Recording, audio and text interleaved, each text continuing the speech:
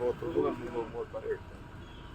Sir ಅದೇ ಇದು ನಿಗಮ ಮಂಡಳಿ 2 ವರ್ಷ ಅಂತ ಅಷ್ಟೇ ನೋಡಿ, ನಮ್ಮ ರಾಜಕೀಯದ ಎಲ್ಲರಿಗೂ ಕಾರ್ಯಕರ್ತರಿಗೆ ಶೇರ್ ಆಗಬೇಕು, ಬೇರೆಯವ್ರಿಗೂ ಕೂಡ ಅಧಿಕಾರ ಹಂಚಬೇಕು.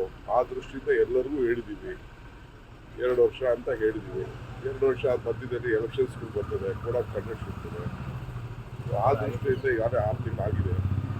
2 ವರ್ಷ ಅವ್ರಿಗೆ ಅವಕಾಶ ಕೊಟ್ಟಿದ್ದೀವಿ. ಅದಾದಮೇಲೆ ಬೇರೆ ಕಾರ್ಯಕರ್ತರಿಗೆ, ಬೇರೆ ಶಾಸಕರುಗಳಿಗೆಲ್ಲ ಕೆಲವರಿಗೆಲ್ಲ ಅವಕಾಶ ಮಾಡಿಕೊಡ್ತೀವಿ.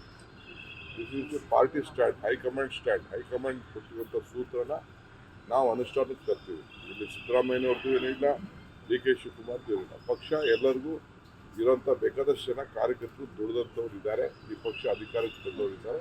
ಸೊ ಆ ರೀತಿ ಒಂದು ಅವಕಾಶನ ಮಾಡಬೇಕು ಅಂತ ತೀರ್ಮಾನ ಮಾಡಿದ್ವಿ. ಸರ್, ಬಿಹಾರದಲ್ಲಿ RJD ಹೊರ ಬರ್ತಾ ಇದೆ. ಈಗ ಅದು ಸುಮ್ಮನೆ ನೋಡೋಣ, ನೀವು ನ್ಯೂಸ್ ಹೇಳ್ತಾ ಇದ್ರಿ, ಆದ್ಮೇಲೆ ಮಾತಾಡೋಣ.